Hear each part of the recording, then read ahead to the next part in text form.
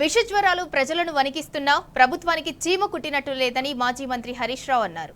Dengue, malaria, chicken గున్యా వంటి విష జ్వరాలతో ప్రజలు అల్లాడిపోతున్నారు. అటు డెంగీ జ్వరాలతో జనాలు పిట్టల్లా చనిపోవటం బాధాకరమన్నారు.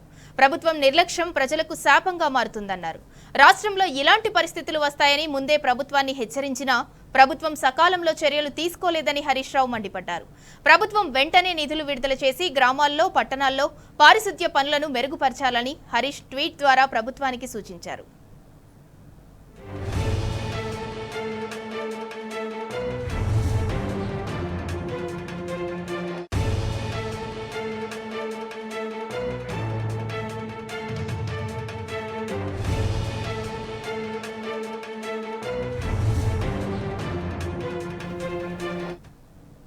విష జ్వరాలు ప్రజలను వణికిస్తున్నా ప్రభుత్వానికి చీమ కుట్టినట్టు లేదని మాజీ మంత్రి హరీష్ రావు అన్నారు. ఇక దీనికి సంబంధించి మరింత సమాచారం మా ప్రతినిధి వంశీ అందిస్తారు. వంశీ, చెప్పండి, రాష్ట్రంలో విష జ్వరాలు ఒక పక్క విజృంభిస్తున్నా, అంటే ముందుగానే హెచ్చరించినా కూడా కాంగ్రెస్ సర్కార్ పట్టించుకోలేదు, దీనివల్ల ప్రజలు పిట్టల్లా రాలిపోతున్నారని చెప్పి మాజీ మంత్రి హరీష్ రావు ట్వీట్ చేశారు. దీనికి సంబంధించిన అప్డేట్ ఏంటి?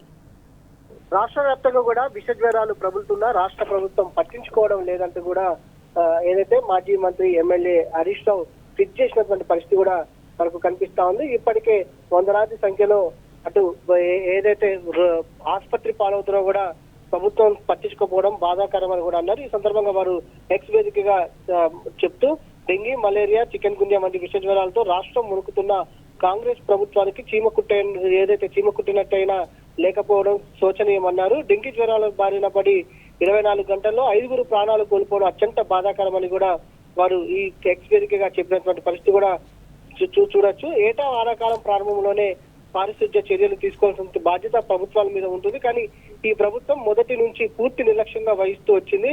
ముఖ్యమంత్రి, ప్రభుత్వ ప్రధాన కార్యదర్శి స్థాయిలో ఏదైతే ఒకనాడు కూడా సమీక్ష నిర్వహించినటువంటి దాఖలాలు లేవని కూడా వారు ఈ ఎక్స్ వేదికగా చెప్పినటువంటి పరిస్థితి కూడా మనం చూస్తా ఉన్నాము. ప్రభుత్వ సమీక్షలు లేక, ఏదైతే నిధులు విడుదల చేయక పారిశుద్ధ్య నిర్వహణ జరగకపోవడం వల్ల దోమలు విజృంభించి విష జ్వరాల వ్యాప్తి చెందుతున్నాయని కూడా వారు చెప్పడం జరిగింది. పల్లె, పట్టణ అన్న తేడా లేకుండా అన్ని ప్రాంతాల్లో జ్వరాల బారిన పడుతున్నారు. ప్రతి 2 ఇళ్లలో ఒకరు వైరల్ ఫీవర్ తో బాధపడుతున్నారని కూడా వారి ఎక్స్ వేదికగా తెలిపినటువంటి పరిస్థితి కూడా మనం చూస్తా ఉన్నాము. ఆసుపత్రుల్లో పడకలు దొరకని పరిస్థితి కనిపిస్తా ఉంది.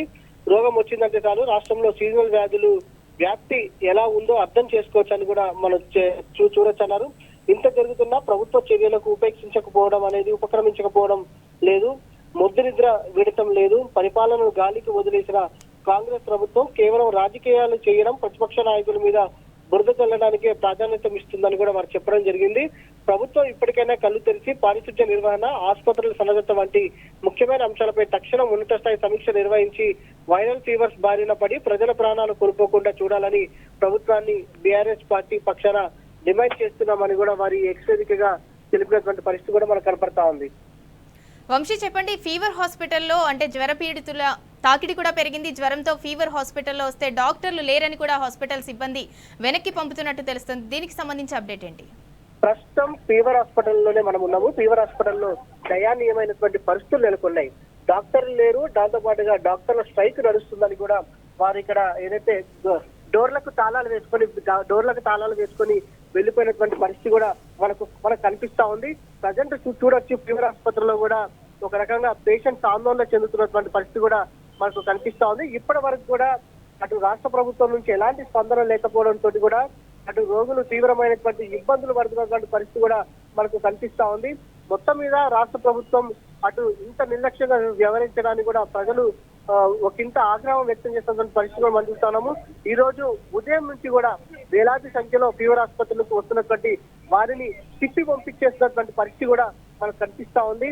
ఇప్పటి వరకు కూడా రాష్ట్ర ప్రభుత్వం కానీ, వైద్య ఆరోగ్య శాఖ ఉన్నతాధికారులు కానీ ఇక్కడ దిక్కు రాకపోవడం చాలా బాధాకరమని కూడా ఏదైతే చెప్తున్నటువంటి పరిస్థితి కూడా మనకు కనిపిస్తా ఉంది. వందలాది మంది పేషెంట్స్ ని ఈ రోజు ఉదయం నుంచి కూడా ఇక్కడ నుంచి తిప్పి పంపిస్తున్నటువంటి పరిస్థితి కూడా మనకు కనపడతా ఉంది. దాంతో పాటుగా ఫీవర్ ఆసుపత్రుల్లో ఏదైతే ఓపీ బ్లాక్ ఉంటుందో ఓపీ బ్లాక్ లో డ్రైనేజ్ పొంగినటువంటి పరిస్థితులు మనం చూస్తా ఉన్నాము.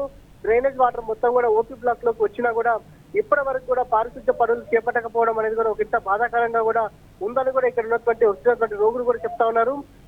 కనీసం వైద్యం చూడకపోయినా సరే మందులైనా ఇచ్చి పంపించండి అని అటు రోగులు బ్రతిమలాడుతున్నటువంటి పరిస్థితి కూడా మనకు కనిపిస్తా ఉంది. కానీ రాష్ట్ర ప్రభుత్వం నుంచి ఇప్పటివరకు చలనం లేకపోవడంతో కూడా ఒక రకంగా రోగులు తీవ్రమైనటువంటి ఇబ్బందులు ఇక్కట్లు పడుతున్నటువంటి పరిస్థితి మనకు కనిపిస్తా ఉంది.